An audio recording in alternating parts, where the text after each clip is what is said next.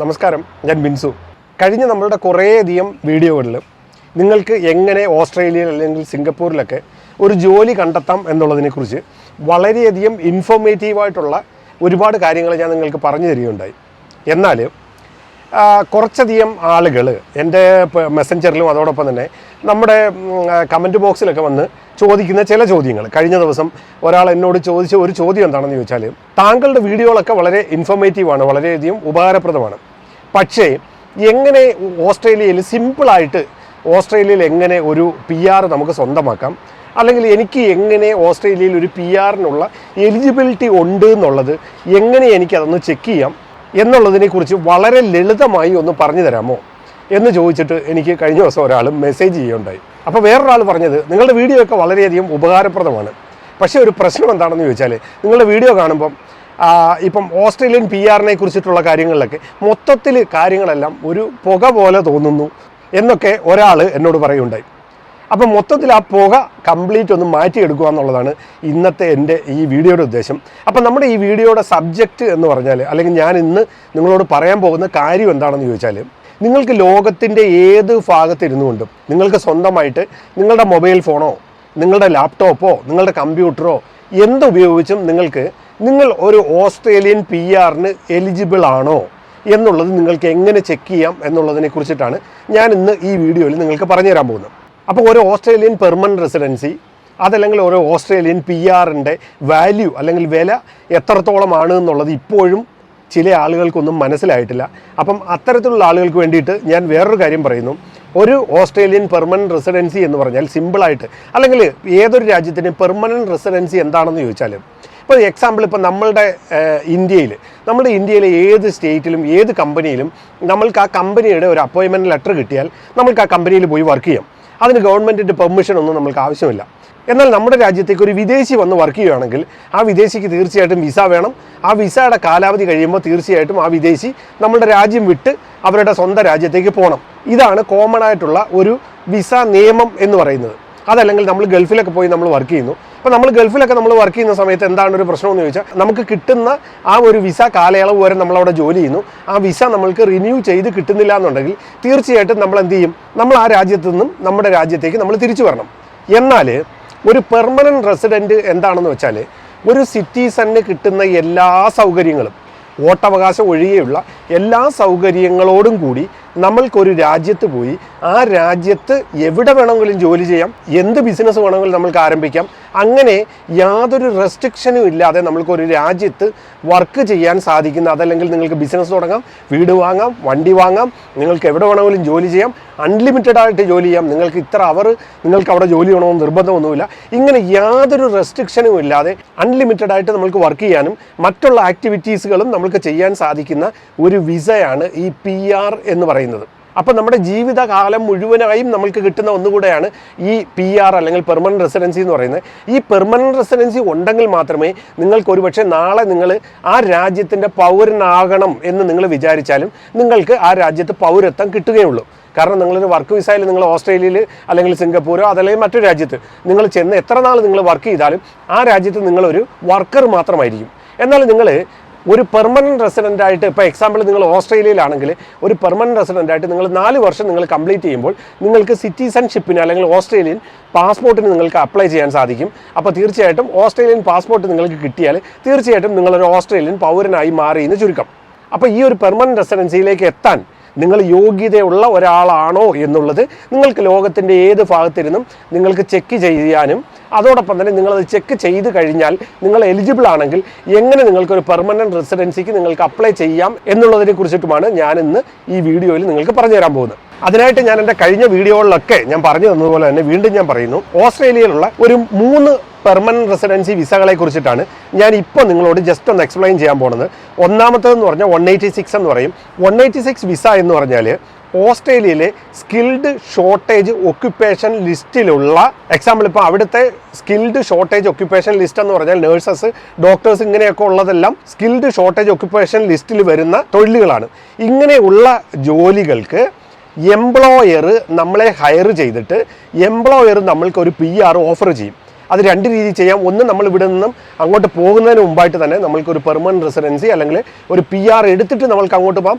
രണ്ടാമത്, നമ്മൾ അവിടെ ചെന്ന് എംപ്ലോയർ പറയുകയാണ് നിങ്ങൾ എൻ്റെ കൂടെ ഒരു 6 മാസം അല്ലെങ്കിൽ 1 വർഷം അല്ലെങ്കിൽ 2 വർഷം നിങ്ങൾ എൻ്റെ കൂടെ അല്ലെങ്കിൽ ഞങ്ങളുടെ കൂടെ ജോലി ചെയ്ത് കഴിയുമ്പോൾ നിങ്ങൾക്ക് പെർമനൻറ്റ് റെസിഡൻസിക്ക് അപ്ലൈ ചെയ്യാനുള്ള പെർമിഷൻ ഞങ്ങൾ തരാം അല്ലെങ്കിൽ സ്പോൺസർഷിപ്പ് തരാം എന്ന് പറഞ്ഞിട്ട് എംപ്ലോയർ നമ്മളെ കൊണ്ടുപോകുന്ന ഒരു വിസ അല്ലെങ്കിൽ നമ്മൾക്ക് PR വാങ്ങിത്തരുന്ന ഒരു വിസയാണ് 186 വിസ എന്ന് പറയുന്നത്. അടുത്ത ഒരു വിസ എന്ന് പറഞ്ഞാൽ 189 എന്ന് പറയുന്ന ഒരു വിസ. ഈ 189 എന്ന് പറയുന്ന വിസയുടെ പ്രത്യേകത എന്താണെന്ന് ചോദിച്ചാൽ, നിങ്ങളൊരു ഷോർട്ടേജ് സ്കിൽഡ് ഒക്യുപ്പേഷൻ ലിസ്റ്റിലൊന്നും വരേണ്ട കാര്യമില്ല. പകരം നിങ്ങളൊരു സ്കിൽഡ് ഒക്യുപ്പേഷൻ ലിസ്റ്റിൽ ഉള്ള ഒരാളായാൽ മതി. എക്സാമ്പിൾ, നിങ്ങളൊരു എഞ്ചിനീയറോ അല്ലെങ്കിൽ ഒരു സോഫ്റ്റ്വെയർ എഞ്ചിനീയറോ അതല്ലെങ്കിൽ നിങ്ങളൊരു അക്കൗണ്ടൻറ്റോ. അപ്പോൾ സ്കിൽഡ് ഒക്യുപ്പേഷൻ ലിസ്റ്റിലുള്ള ഒരു തൊഴിലാണ് നിങ്ങൾ പഠിച്ചിരിക്കുന്നത്, അതല്ലെങ്കിൽ അതിന് തക്കതായ എക്സ്പീരിയൻസും കാര്യങ്ങളൊക്കെ നിങ്ങൾക്കുണ്ടെങ്കിൽ തീർച്ചയായിട്ടും നിങ്ങൾക്ക് ഈ 189 എന്ന് പറയുന്ന ഈ ഒരു വിസയ്ക്ക് നിങ്ങൾക്ക് അപ്ലൈ ചെയ്യാം. ഈ 189 എന്ന് പറയുന്ന ഈ വിസയ്ക്ക് അപ്ലൈ ചെയ്യുമ്പോൾ നിങ്ങൾക്ക് ഈ ഓസ്ട്രേലിയയിലെ ഒരു സിസ്റ്റം എങ്ങനെയാണെന്ന് ചോദിച്ചാൽ, അവരെപ്പോഴും അവരുടെ രാജ്യത്തേക്ക് കൊണ്ടുവരാൻ ഉദ്ദേശിക്കുന്ന ആളുകളെ വെച്ച് നമ്മൾ നോക്കുകയാണെങ്കിൽ ഏറ്റവും മിടുക്കരായ ആളുകളെ അവരുടെ രാജ്യത്തേക്ക് കൊണ്ടുവരാനാണ് ഓസ്ട്രേലിയ ശ്രമിക്കുന്നത്. അപ്പം അത്തരത്തിൽ അവർ ഏറ്റവും മിടുക്കരായ ആളുകളെ ഓസ്ട്രേലിയയിലേക്ക് കൊണ്ടുവരാൻ ശ്രമിക്കുമ്പോൾ അവരെന്താണ് ചെയ്യുന്നതെന്ന് ചോദിച്ചാൽ, അവർ നമ്മുടെ തൊഴിലുമായി ബന്ധപ്പെട്ട് അവർ ഏറ്റവും വിദഗ്ധരായ അല്ലെങ്കിൽ ഏറ്റവും പെർഫെക്റ്റായ ആളുകളെ ഓസ്ട്രേലിയയിലേക്ക് കൊണ്ടുവരാൻ ശ്രമിക്കുമ്പോൾ അവർ ചെയ്യുന്ന ഒരു സിസ്റ്റം എന്താണെന്ന് ചോദിച്ചാൽ, നമ്മുടെ ജോലിയുമായി ബന്ധപ്പെട്ട്, നമ്മളുടെ എക്സ്പീരിയൻസുമായി ബന്ധപ്പെട്ട്, നമ്മളുടെ ഇംഗ്ലീഷ് പ്രൊഫിഷ്യൻസിയുമായി ബന്ധപ്പെട്ട്, നമ്മളുടെ വയസ്സുമായി ബന്ധപ്പെട്ട്, അങ്ങനെ പല കാര്യങ്ങളും അവർ മിക്സ് ചെയ്തിട്ട് അവരൊരു പോയിന്റ് കാൽക്കുലേറ്റർ എന്ന് പറയുന്ന ഒരു സംഭവം അവരുണ്ടാക്കി വെച്ചിട്ടുണ്ട്. എന്ന് പറഞ്ഞാൽ നമ്മളുടെ ഏജ്, എക്സ്പീരിയൻസ്, അതോടൊപ്പം തന്നെ നമ്മുടെ ഇംഗ്ലീഷ് പ്രൊഫിഷ്യൻസി, നമ്മളുടെ വർക്ക് എക്സ്പീരിയൻസ്, ഇങ്ങനെ ഈ ഘടകങ്ങളെല്ലാം കൂടെ കൂടിച്ചേരുമ്പോൾ മിനിമം നമ്മൾക്ക് ഓസ്ട്രേലിയയിൽ ആ ഒരു പോയിന്റ് സിസ്റ്റം അനുസരിച്ചിട്ട് നമ്മൾക്ക് മിനിമം 65 പോയിന്റ് കിട്ടണം. ഇത് 65 പോയിന്റ് മുതൽ മുകളിലേക്കാണ്. അപ്പോൾ ഓരോ വർഷവും ഗവൺമെൻറ്റിന് ഒരു കോട്ടയുണ്ട്. അവർ ഇത്ര പേരെയാണ് ഈ വർഷം എടുക്കുന്നത് ഈ ഒരു തൊഴിലിൽ. ഇപ്പോൾ എക്സാമ്പിൾ സോഫ്റ്റ്വെയർ എഞ്ചിനീയർ, അപ്പോൾ അവർക്ക് ഒരു കണക്കുണ്ട്. ഈ വർഷം ഓസ്ട്രേലിയയിലേക്ക് ഇത്ര സോഫ്റ്റ്വെയർ എഞ്ചിനീയേഴ്സിനെയാണ് അവർക്ക് വേണ്ടതെന്നുള്ളൊരു കണക്കുണ്ട്. അപ്പോൾ അവർ ആ ഒരു കണക്ക് വെച്ചിട്ട് അവർക്ക് ഏറ്റവും കൂടുതൽ പോയിന്റുകൾ ഈ വർഷം കിട്ടിയിട്ടുള്ള ഉദ്യോഗാർത്ഥികളെ അവർ സെലക്ട് ചെയ്തിട്ട് അതിൽ നിന്നും ഏറ്റവും കൂടുതൽ പോയിന്റ് ആർക്കൊക്കെയാണോ കിട്ടുന്നത് അവരെ സെലക്ട് ചെയ്യും. അതിനുശേഷം അടുത്ത വർഷവും വീണ്ടും ഇതേ പ്രോസസ്സ് തന്നെ ഇവർ ഓരോ വർഷവും ഇവർ ആവർത്തിച്ചുകൊണ്ടിരിക്കും. അപ്പം നമ്മൾ ഈ 65 പോയിന്റ് എന്ന് പറയുന്നത് മിനിമമാണ്. നമ്മൾക്ക് ആ ഒരു പ്രോസസ്സിലേക്ക് എൻ്റർ ആവാനുള്ള മിനിമം പോയിൻ്റാണ് ഈ 65 പോയിന്റ് എന്ന് പറയുന്നത്. അപ്പോൾ ഈ 65 പോയിന്റിന് മുകളിൽ എന്തായാലും കിട്ടിയാലേ നമ്മൾക്ക് ജോലി കിട്ടൂ എന്നുള്ള ഒരു കാര്യം ഉറപ്പാണ്. അല്ലെങ്കിൽ നമ്മൾക്ക് മുമ്പേ അല്ലെങ്കിൽ നമ്മൾക്ക് ശേഷം അപ്ലൈ ചെയ്തിട്ടുള്ള മറ്റുള്ള ഉദ്യോഗാർത്ഥികൾക്ക് എല്ലാവർക്കും ഈ 65 പോയിന്റിന് താഴെയാണെങ്കിൽ മാത്രമാണ് നമ്മൾക്ക് ഈ 65 പോയിന്റ് മിനിമം കൊണ്ട് നമുക്ക് ജോലി കിട്ടുന്നത്. അപ്പോൾ തീർച്ചയായിട്ടും നമ്മളെക്കാൾ മിടുക്കരായ ഒരുപാട് പേര് ഇതിന് വേണ്ടിയിട്ട് അപ്ലൈ ചെയ്യുന്നുണ്ടായിരിക്കും. അപ്പോൾ അവർക്ക് 70 പോയിന്റ്, 75, 80, 85, 90 പോയിന്റൊക്കെ കിട്ടുന്ന ആളുകളുണ്ടാവും. അപ്പോൾ തീർച്ചയായിട്ടും നമ്മളെക്കാൾ കൂടുതൽ പോയിന്റ് കിട്ടുന്ന ആളുകൾക്കായിരിക്കും ഈ ജോലി കിട്ടുന്നത്. അപ്പം നിങ്ങൾ തീർച്ചയായിട്ടും ഈ ജോലിക്ക് അപ്ലൈ ചെയ്യുമ്പോൾ മാക്സിമം പോയിന്റ് നിങ്ങൾക്ക് എയിം ചെയ്യാൻ നിങ്ങൾക്ക് സാധിച്ചാൽ, ഇപ്പോൾ എക്സാമ്പിൾ നിങ്ങൾക്കൊരു 90 പോയിൻ്റൊക്കെ കിട്ടുന്നതെന്നുണ്ടെങ്കിൽ നിങ്ങളുടെ ആപ്ലിക്കേഷൻ ഇട്ട് നിങ്ങൾ ആദ്യത്തെ വർഷം തന്നെ ഉറപ്പായിട്ട് നിങ്ങൾക്ക് സെലക്ഷൻ കിട്ടും. അങ്ങനെയാണ് ഇതിൻ്റെ ഈ ഒരു പോയിന്റ് സിസ്റ്റം ഇവിടെ വർക്ക് ചെയ്യുന്നത്. അപ്പോൾ അതിന് വേണ്ടിയിട്ട് നിങ്ങൾ ആദ്യമായിട്ട് ചെയ്യേണ്ടത് എന്താണെന്ന് ചോദിച്ചാൽ, ഓസ്ട്രേലിയൻ ഗവൺമെൻറ്റിൻ്റെ സ്കിൽഡ് ഒക്യുപ്പേഷൻ ലിസ്റ്റ് എന്ന് പറയുന്ന ഒരു ലിസ്റ്റ് ഉണ്ട്. ആ ഒരു സ്കിൽഡ് ഒക്യുപ്പേഷൻ ലിസ്റ്റ് പബ്ലിഷ് ചെയ്തിരിക്കുന്ന ആ ഒരു ഗവൺമെൻറ്റിൻ്റെ ഒരു വെബ്സൈറ്റിലേക്ക് നിങ്ങൾ ആദ്യം പോവുക. നിങ്ങൾ ആ ഒരു വെബ്സൈറ്റിലേക്ക് പോയതിന് ശേഷം ആദ്യം നിങ്ങൾ ചെയ്യേണ്ടത്, നിങ്ങൾ പഠിച്ചിരിക്കുന്ന ജോലി ഏതാണോ, നിങ്ങൾ ആ ജോലി അവിടെ ഉണ്ടോ, അല്ലെങ്കിൽ ഓസ്ട്രേലിയൻ ഗവൺമെൻറ് ആ ഒരു ജോലി അവിടെ പബ്ലിഷ് ചെയ്തിട്ടുണ്ടോ, ആ ഒരു ജോലിയിലേക്ക് ഓസ്ട്രേലിയയിലേക്ക് ആളെ ആവശ്യമുണ്ട് എന്നുള്ളത് ഗവൺമെൻറ് പബ്ലിഷ് ചെയ്തിട്ടുണ്ടോ എന്നുള്ളത് നിങ്ങൾ ആദ്യം നോക്കുക. അപ്പം ആ ഒരു ലിസ്റ്റിൽ നിങ്ങളുടെ ജോബ് ഉണ്ട് എങ്കിൽ ഇനിയിപ്പോൾ ഞാൻ ഈ താഴെ പറയുന്ന രീതിയിൽ നിങ്ങളുടെ പോയിന്റ് നിങ്ങൾക്ക് കാൽക്കുലേറ്റ് ചെയ്യാം. അതിനായിട്ട് നമ്മൾക്ക് ഈ പോയിന്റ് കാൽക്കുലേറ്റ് ചെയ്യുന്ന നമ്മുടെ ഈ വെബ്സൈറ്റിലേക്ക് നമുക്ക് പോകാം. അപ്പം നമുക്ക് പോയിന്റ് വൈസിൽ ഈ ഓസ്ട്രേലിയൻ PR-ന് അപ്ലൈ ചെയ്യാനുള്ള എലിജിബിലിറ്റി നമ്മൾക്ക് ഉണ്ടോ, അല്ലെങ്കിൽ അതിന് തക്കവണ്ണമുള്ള പോയിന്റ് നമ്മൾക്ക് കിട്ടുമോ, അല്ലെങ്കിൽ മിനിമം 65 പോയിന്റുകൾ നമ്മൾക്ക് ഉണ്ടാകുമോ, അല്ലെങ്കിൽ നമ്മൾക്ക് കിട്ടാൻ സാധ്യത ഉണ്ടോ എന്നുള്ളത് എങ്ങനെയാണ് നമ്മൾ ചെക്ക് ചെയ്യുന്നതെന്നുള്ളതിനെ കുറിച്ചിട്ടാണ് നമ്മൾ നോക്കുന്നത്. ആദ്യമായിട്ട് നിങ്ങൾ ചെയ്യേണ്ടത്, അതിന് നിങ്ങൾ ഗൂഗിൾ ഓപ്പൺ ചെയ്യുക. ഗൂഗിൾ ഓപ്പൺ ചെയ്തതിന് ശേഷം ഇവിടെ വന്നിട്ട് നിങ്ങൾ വിസ കാൽക്കുലേറ്റർ ഓസ്ട്രേലിയ എന്ന് അടിക്കുക. അപ്പം വിസ കാൽക്കുലേറ്റർ ഓസ്ട്രേലിയ എന്ന് അടിച്ചാൽ ഇങ്ങനെ റിസൾട്ട് വരും. അതിൽ point calculator immigration and citizenship എന്നുണ്ട്. അപ്പം നമ്മൾക്ക് അതിൽ ചെക്ക് ചെയ്യുന്നതിനേക്കാളും നമ്മൾക്ക് ഈസി ആയിട്ട് അതിന് കുറച്ചുകൂടെ താഴോട്ട് വന്നാൽ Australian immigration PR point calculator 2024 visa envoy എന്ന് പറയുന്ന ഒരു ഓപ്ഷൻ ഉണ്ട്. അപ്പം നമ്മൾ നേരെ അതിലേക്ക് പോകുന്നു. അതിൽ നമ്മൾ ക്ലിക്ക് ചെയ്ത് കഴിഞ്ഞാൽ അത് കണ്ടോ ഇങ്ങനെയൊരു വിൻഡോ ഓപ്പൺ ആയി വരും. നമ്മൾക്ക് അതിൽ നോക്കിക്കഴിഞ്ഞ് കഴിഞ്ഞാൽ നിങ്ങൾക്ക് കാണാം Australian emigration PR points calculator 2024 എന്ന് ഇതിലുണ്ട്. ഇത് ഏതൊക്കെ വിസകൾക്കാണ് നമുക്ക് ഈ കാൽക്കുലേറ്റർ വഴി നമുക്ക് ചെക്ക് ചെയ്യാവുന്നതെന്ന് അവരിവിടെ കൊടുത്തിട്ടുണ്ട്.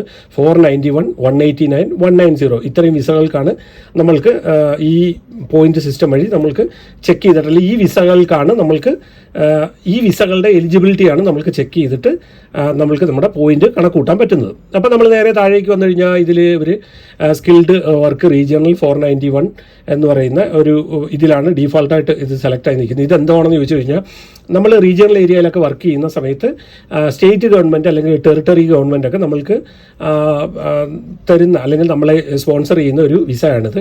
അപ്പം നമുക്ക് ഇപ്പോൾ അത് ആവശ്യമില്ല. നമ്മൾ നേരെ താഴേക്ക് വന്നു കഴിഞ്ഞ് കഴിഞ്ഞാൽ നമ്മൾക്ക് ചൂസ് ചെയ്യുന്നത് നമ്മൾ ഈ 189 വിസയാണ്. ഞാൻ നമ്മുടെ വീഡിയോയിൽ പറഞ്ഞതുപോലെ 189 വിസയുടെ ഒരു പ്രത്യേകത എന്ന് പറഞ്ഞാൽ നമ്മൾക്ക് അൺലിമിറ്റഡ് ആയിട്ട് യാതൊരു റെസ്ട്രിക്ഷനും ഇല്ലാതെ നമുക്ക് ഓസ്ട്രേലിയയിൽ ഏത് സ്റ്റേറ്റിലും ജോലി ചെയ്യാമെന്നുള്ളതാണ് നമ്മുടെ ഈ 189 വിസയുടെ പ്രത്യേകത. അപ്പം നമ്മൾ 189 ആണ് നമ്മൾ ചൂസ് ചെയ്തിരിക്കുന്നത്.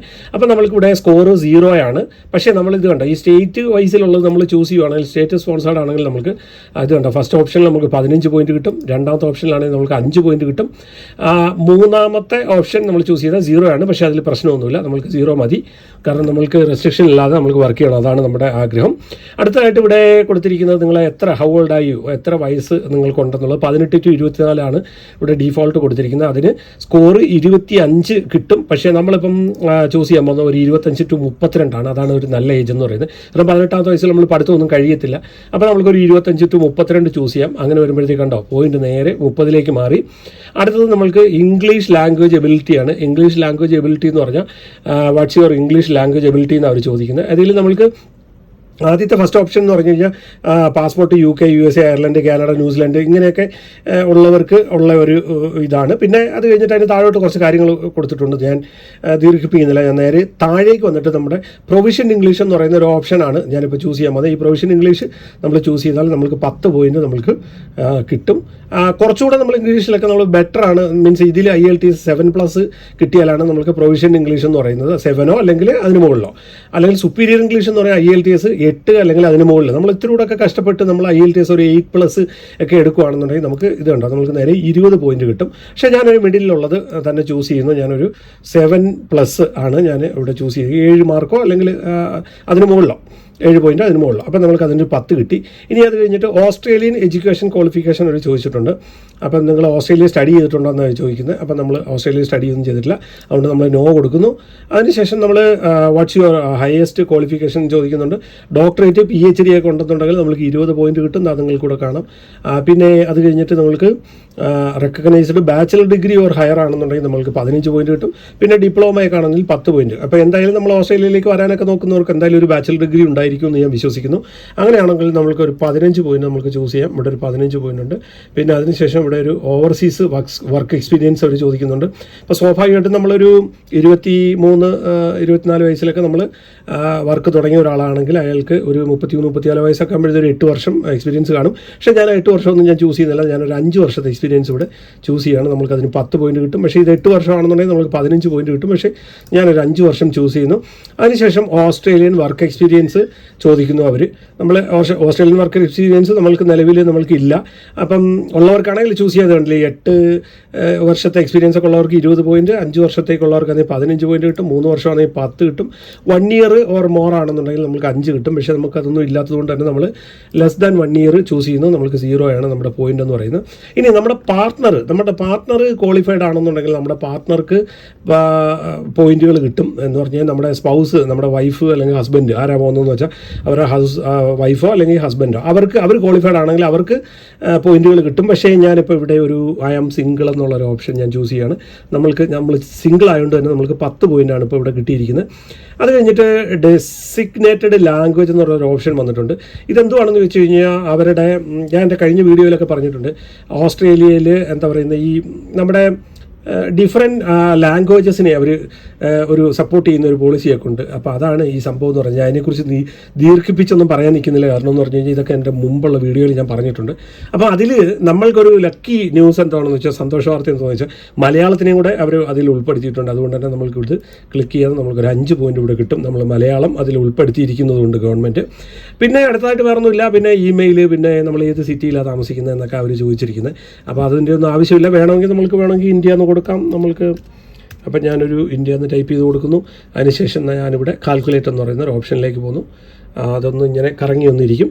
അതിനുശേഷം നമ്മളിതാ ഇവിടെ പോയി നോക്കിയാൽ ഇത് കണ്ടോ, നമ്മുടെ പാസ് മാർക്ക് മീൻസ് നമ്മൾക്ക് ഈ വിസയ്ക്ക് അപ്ലൈ ചെയ്യാൻ വേണ്ടിയിട്ടുള്ള മിനിമം മാർക്ക് എന്ന് പറഞ്ഞാൽ 65 പോയിൻ്റാണ് മിനിമം പോയിൻ്റ്. പക്ഷേ ഇതുണ്ടോ വെരി സിമ്പിളായിട്ട് നമ്മൾക്ക് 80 പോയിൻ്റ് കിട്ടി എന്നുള്ളതാണ്. ഇതുണ്ടോ 80 പോയിൻ്റ് കിട്ടി. അപ്പം ഈസി ആയിട്ട് നമ്മൾക്ക് ഈ ഓസ്ട്രേലിയൻ 189 വിസയ്ക്ക് നമ്മൾക്ക് അപ്ലൈ ചെയ്യാം, അല്ലെങ്കിൽ 190 വിസയ്ക്ക് നമ്മൾക്ക് അപ്ലൈ ചെയ്യാവുന്നതാണ്. അപ്പോൾ ഇങ്ങനെയാണ് നമ്മൾ ഓസ്ട്രേലിയൻ പോയിൻ്റ് കാൽക്കുലേറ്റ് ചെയ്യുന്നത്. അപ്പോൾ തീർച്ചയായിട്ടും ഈ പോയിൻ്റ് കാൽക്കുലേറ്റ് ചെയ്തതിന് ശേഷം നിങ്ങൾ എലിജിബിൾ ആണെന്നുണ്ടെങ്കിൽ ഇനി ഞാൻ പറയുന്ന ഓപ്ഷനിലേക്ക് നമ്മൾക്ക് പോയിട്ട് ബാക്കി കാര്യങ്ങൾ നമ്മൾക്ക് എങ്ങനെയാണ് ചെയ്യുന്നതെന്ന് നോക്കാം. ഇനി നമ്മൾ ഈ സ്കിൽഡ് ഒക്യുപ്പേഷൻ ലിസ്റ്റിൽ നമ്മൾ ചെക്ക് ചെയ്യുന്നു നമ്മളുടെ പ്രൊഫഷൻ അവിടെ ഉണ്ട് എങ്കിൽ അടുത്തതായിട്ട് നമ്മൾ പോയിന്റ് കാൽക്കുലേറ്ററിൽ ചെല്ലുന്നു.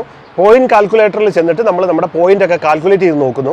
നമ്മൾക്ക് ഓസ്ട്രേലിയൻ പെർമനന്റ് റെസിഡൻസി കിട്ടാനുള്ള പോയിന്റ് ആവശ്യത്തിന് നമുക്ക് ഉണ്ട് എന്നുണ്ടെങ്കിൽ അടുത്തതായിട്ട് നമ്മൾ ചെയ്യാൻ പോകുന്നത് എന്താണെന്ന് ചോദിച്ചു കഴിഞ്ഞാൽ, നമ്മുടെ സ്കില്ല് ഏതാണോ അപ്പം ആ സ്കില്ല് അസസ് ചെയ്യാൻ വേണ്ടിയിട്ട് ഒരു ഏജൻസി ഉണ്ട് ഓസ്ട്രേലിയയിൽ. എക്സാമ്പിൾ, നമ്മൾ ഓസ്ട്രേലിയയിലേക്ക് അപ്ലൈ ചെയ്യുന്ന ഓരോ സ്കില്ലുകളും അസസ് ചെയ്യുന്നത് അത് ഓരോ ഏജൻസികളാണ്. ഉദാഹരണം, നമ്മൾ നഴ്സിംഗ് നോക്കുകയാണെങ്കിൽ ആൻമാർക്ക് എന്ന് പറയുന്ന ഒരു ഏജൻസിയാണ് നേഴ്സസിനെ അസസ് ചെയ്യുന്നതും അവരുടെ ക്വാളിഫിക്കേഷൻ ചെക്ക് ചെയ്യുന്നതും ഒക്കെ. അപ്പം നമ്മൾ ഈ ആൻമാർക്കിൻ്റെ അസസ്മെൻറ്റിന് വേണ്ടിയിട്ട് നമ്മളുടെ ഡോക്യുമെൻസും കാര്യങ്ങളും നമ്മളുടെ എക്സ്പീരിയൻസും ബാക്കി എല്ലാം നമ്മൾ ആൻമാർക്കിലേക്ക് സബ്മിറ്റ് ചെയ്യുന്നു.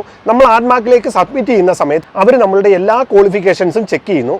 എല്ലാ ക്വാളിഫിക്കേഷനും ചെക്ക് ചെയ്തതിന് ശേഷം നമ്മൾ ക്വാളിഫൈഡ് ആണെന്നുണ്ടെങ്കിൽ അവരൊരു സർട്ടിഫിക്കറ്റ് നമ്മൾക്ക് വേണ്ടിയിട്ട് ഇഷ്യൂ ചെയ്യും. ആ സർട്ടിഫിക്കറ്റ് എന്താണെന്ന് ചോദിച്ചാൽ, ഈ ഒരു പ്രൊഫഷനിൽ അവർ ഓസ്ട്രേലിയൻ പെർമനന്റ് റെസിഡൻസിക്ക് എലിജിബിൾ ആണെന്നുള്ള ഒരു സർട്ടിഫിക്കറ്റ് ഇഷ്യൂ ചെയ്യും. ആ സർട്ടിഫിക്കറ്റും കൂടെ വച്ച് നമ്മൾ പെർമനന്റ് റെസിഡൻസിക്ക് അപ്ലൈ ചെയ്യുമ്പോഴാണ് ഓസ്ട്രേലിയൻ ഗവൺമെൻറ് നമ്മൾക്ക് PR അപ്രൂവ് ചെയ്യുന്നത്. അപ്പോൾ ഇത് ഞാൻ ജസ്റ്റ് നേഴ്സിങ്ങിൻ്റെ മാത്രമാണ് പറഞ്ഞത്. അപ്പോൾ കമ്പ്യൂട്ടർ ആയാലും ഈവൻ നമ്മൾ പ്ലംബിംഗ്, ഇലക്ട്രീഷ്യൻ ജോലിക്ക് പോലും നമ്മൾ ട്രൈ ചെയ്യുമ്പോൾ തീർച്ചയായിട്ടും ഇതുപോലെ ഒരു ഏജൻസി ഉണ്ടാവും. ആ ഒരു ഏജൻസി നമ്മളുടെ തൊഴിൽ പരിചയവും അതോടൊപ്പം തന്നെ നമ്മുടെ എക്സ്പീരിയൻസും സർട്ടിഫിക്കറ്റുകളും എല്ലാം വെരിഫൈ ചെയ്തതിന് ശേഷം ആ ഒരു ഏജൻസി സർട്ടിഫൈ ചെയ്യുന്നതനുസരിച്ചിട്ടായിരിക്കും ഓസ്ട്രേലിയയിൽ നമ്മൾക്ക് ജോലി കിട്ടുക, അതല്ലെങ്കിൽ ഓസ്ട്രേലിയയിൽ നമ്മൾക്കൊരു പെർമനന്റ് റെസിഡൻസി സ്വന്തമാക്കാൻ സാധിക്കുക എന്നുള്ള കാര്യം നിങ്ങൾ മറന്നു പോകരുത്. അപ്പം നിങ്ങൾ ഈ പോയിന്റ് കാൽക്കുലേറ്ററിൽ നിങ്ങളുടെ പോയിന്റ്സ് എല്ലാം കറക്റ്റ് ആണെങ്കിൽ ഞാൻ മുമ്പ് പറഞ്ഞതുപോലെ നിങ്ങളുടെ ജോലിയുമായി ബന്ധപ്പെട്ടിട്ടുള്ള ഏജൻസി ഏതാണോ അപ്പോൾ ആ ഒരു ഏജൻസിയുടെ വെബ്സൈറ്റിൽ പോയതിന് ശേഷം നമ്മൾ എലിജിബിൾ ആണ് എന്ന് ആ ഏജൻസിയെ കൊണ്ട് പ്രൂവ് ചെയ്യിക്കുന്നതിൻ്റെ ഭാഗമായിട്ടുള്ള ഡോക്യുമെൻസുകളെല്ലാം അവർക്ക് കൊടുക്കുക. അവർ പറയുന്ന ഫീസുകളും കാര്യങ്ങളും എല്ലാം നമ്മൾ ആ ഏജൻസിക്ക് നമ്മൾ പേ ചെയ്യുക. ശേഷം അവർ നമ്മളുടെ പ്രൊഫഷനും ബാക്കി കാര്യങ്ങളെല്ലാം അസസ് ചെയ്തതിന് ശേഷം അവർ നമ്മൾക്ക് ഒരു സർട്ടിഫിക്കറ്റ് ഇഷ്യൂ ചെയ്യും. ആ സർട്ടിഫിക്കറ്റ് വെച്ചിട്ട് നമ്മൾക്ക് എന്ത് ചെയ്യാം, നിങ്ങളുടെ പ്രൊഫഷനിലുള്ള ഒരു ജോലിക്ക് അപ്ലൈ ചെയ്യുകയോ PR-ന് അപ്ലൈ ചെയ്യുകയോ ഒക്കെ ചെയ്തിട്ട് നിങ്ങൾക്ക് ആ ഒരു ജോലി സ്വന്തമാക്കാൻ സാധിക്കും. ഇതാണ് രണ്ടാമത്തെ സ്റ്റെപ്പ് എന്ന് പറയുന്നത്. അടുത്തതായിട്ട് നിങ്ങൾ എന്തുകൊണ്ടാണ് നിങ്ങൾ ഈ പോയിന്റ് സിസ്റ്റം ത്രൂ നിങ്ങൾ എലിജിബിൾ ആണോ എന്നുള്ള കാര്യം നിങ്ങൾ പോയിന്റ് വൈസ് നിങ്ങൾ ചെക്ക് ചെയ്യണം എന്ന് ഞാൻ പറയുന്നതിൻ്റെ കാരണം എന്താണെന്ന് ചോദിച്ചാൽ, ഇന്ന് വ്യാപകമായി ഓസ്ട്രേലിയയിലേക്ക് ജോലി വാങ്ങിത്തരാം, യാതൊരു തരത്തിലുള്ള ഇംഗ്ലീഷ് ടെസ്റ്റോ കാര്യങ്ങളോ ഒന്നും ആവശ്യമില്ല എന്ന് പറഞ്ഞിട്ട് ധാരാളം ഏജൻസികൾ ഇന്ന് മാർക്കറ്റിലുണ്ട്. ഇവർ നിങ്ങളെ തട്ടിക്കാൻ ഇറങ്ങുന്ന സമയത്ത് ഇവർ ഈ പോയിന്റിനെ കുറിച്ച് നിങ്ങൾക്കും അറിഞ്ഞുകൂടാ, അവരൊട്ട് നിങ്ങളോട് പറയത്തുമില്ല.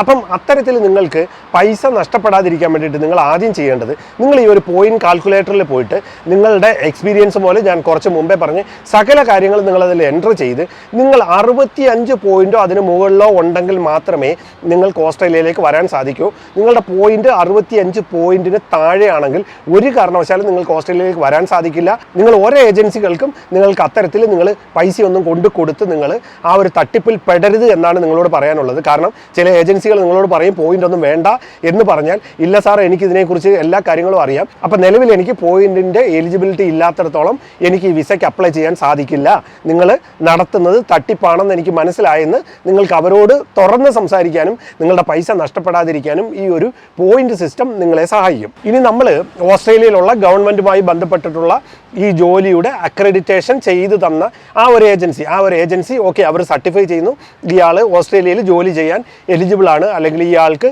ഈ ഒരു പ്രൊഫഷൻ വെച്ചിട്ട് ഓസ്ട്രേലിയയിൽ PR കൊടുക്കാൻ പറ്റും എന്നുള്ളത് അവർ സർട്ടിഫൈ ചെയ്താൽ അടുത്തതായിട്ട് നമ്മൾ ചെയ്യേണ്ടത് എക്സ്പ്രഷൻ ഓഫ് ഇൻട്രസ്റ്റ് നമ്മൾ മേക്ക് ചെയ്യുക എന്നുള്ളതാണ്, EOI. അപ്പം നമ്മൾ എക്സ്പ്രഷൻ ഓഫ് ഇൻട്രസ്റ്റ് നമ്മൾ മേക്ക് ചെയ്ത് കഴിഞ്ഞാൽ ഗവൺമെൻറ് നമ്മുടെ ക്വാളിഫിക്കേഷൻ, നമ്മുടെ ഏജ്, അല്ലെങ്കിൽ ഞാൻ ഈ പറഞ്ഞ നമ്മുടെ ആ ഒരു പോയിന്റ് ചെക്ക് ചെയ്യുന്ന സമയത്ത് നമ്മൾ ആ ഒരു പോയിന്റ് കാൽക്കുലേറ്ററിൽ നമ്മൾ കൊടുത്ത എന്തെല്ലാം കാര്യങ്ങളാണോ അതെല്ലാം ഗവൺമെൻറ് ചെക്ക് ചെയ്തതിന് ശേഷം നമ്മൾ ഈ പറഞ്ഞ യോഗ്യതകളെല്ലാം നമ്മൾക്കുണ്ട് എന്ന് ഗവൺമെൻറ്റിന് തോന്നിയാൽ നമ്മുടെ എക്സ്പ്രഷൻ ഓഫ് ഇൻട്രസ്റ്റ് അക്സെപ്റ്റ് ചെയ്തിട്ട് അവർ നമ്മൾക്ക് ഇൻവിറ്റേഷൻ ലെറ്റർ നമ്മൾക്ക് തരും. ഈ ഇൻവിറ്റേഷൻ ലെറ്റർ നമ്മൾക്ക് കിട്ടുമ്പോഴാണ് നമ്മൾക്ക് PR-ന് അപ്ലൈ ചെയ്യാൻ സാധിക്കുന്നത്. അപ്പോൾ തീർച്ചയായിട്ടും ഇൻവിറ്റേഷൻ കിട്ടിക്കഴിഞ്ഞ് കഴിഞ്ഞാൽ അടുത്തതായിട്ട് നമ്മൾ ആ PR-മായി ബന്ധപ്പെട്ടിട്ടുള്ള അതിൻ്റെ പ്രോസസ്സിങ് ഫീയും കാര്യങ്ങളും എല്ലാം നമ്മൾക്ക് അടച്ചു കഴിഞ്ഞാൽ തീർച്ചയായിട്ടും നമ്മൾക്ക് ഗവൺമെൻറ് PR അപ്രൂവ് ചെയ്യും. നിങ്ങളൊരു ഓസ്ട്രേലിയൻ പെർമനൻറ്റ് റെസിഡൻ്റ് ആയിട്ട് നിങ്ങൾക്ക് ഓസ്ട്രേലിയയിൽ വരികയും ഞാൻ കുറച്ച് മുമ്പ് പറഞ്ഞതുപോലെ തന്നെയുള്ള എല്ലാ ബെനിഫിറ്റുകളോടും കൂടി നിങ്ങൾക്ക് ഓസ്ട്രേലിയയിൽ നിങ്ങൾക്ക് ഒരു പെർമനൻറ്റ് റെസിഡൻ്റ് ആയിട്ട് അവിടെ താമസിക്കുകയും ജോലി ചെയ്യുകയും ഒക്കെ ചെയ്യാനും നിങ്ങൾക്ക് സാധിക്കും. അപ്പോൾ ഇങ്ങനെയാണ് നമുക്ക് ലോകത്തിൻ്റെ ഏത് ഭാഗത്തിരുന്നുകൊണ്ടും നമ്മളുടെ പ്രൊഫഷൻ ത്രൂ നമ്മൾക്ക് ഓസ്ട്രേലിയൻ പെർമനൻറ്റ് റെസിഡൻസിക്ക് നമ്മൾ യോഗ്യനാണോ അല്ലെങ്കിൽ യോഗ്യയാണോ എന്നുള്ളത് നമ്മുടെ മൊബൈൽ ഫോണോ അതല്ലെങ്കിൽ നമ്മുടെ ലാപ്ടോപ്പോ നമ്മുടെ കമ്പ്യൂട്ടറോ ഒക്കെ ഉപയോഗിച്ച് ആരുടെയും സഹായമില്ലാതെ നമ്മൾക്ക് ചെക്ക് ചെയ്യാൻ സാധിക്കുന്നത് എന്നുള്ളതാണ് ഞാൻ ഈ വീഡിയോയിൽ നിങ്ങളെ കാണിച്ചു തന്നത്. ഇനി മറ്റൊരു കാര്യം കൂടെ, നമ്മുടെ ജോബുമായി ബന്ധപ്പെട്ട് ഏതൊക്കെ ഏജൻസികളാണ് നമ്മളുടെ തൊഴിൽ പരിചയവും ബാക്കിയുള്ള കാര്യങ്ങളും ഒക്കെ അസസ് ചെയ്ത് നമ്മൾക്ക് ഫൈനലി നമ്മൾക്ക് ഒരു എലിജിബിലിറ്റി സർട്ടിഫിക്കറ്റ് നമ്മൾക്ക് തരുന്നത് ഓരോ തൊഴിലുകളുമായി ബന്ധപ്പെട്ട് ഓരോ ഏജൻസികളാണ്.